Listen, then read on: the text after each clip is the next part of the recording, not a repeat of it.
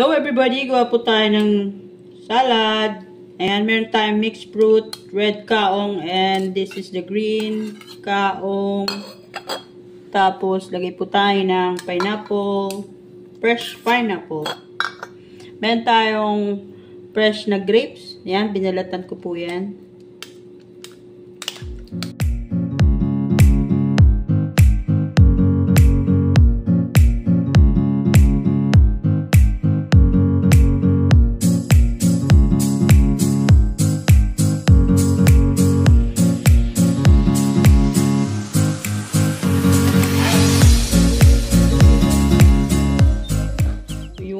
Medyo nag-ano na siya, nag-blend. Yan, alam ko lahat po ay busy.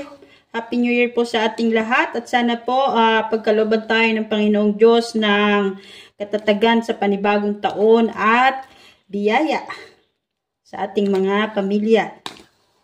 At nawa lahat ng ating mga mithiin at pangarap sa buhay ay matupad.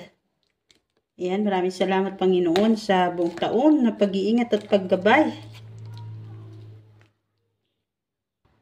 Okay, ready na po para palamigin. Maraming salamat po sa panonood.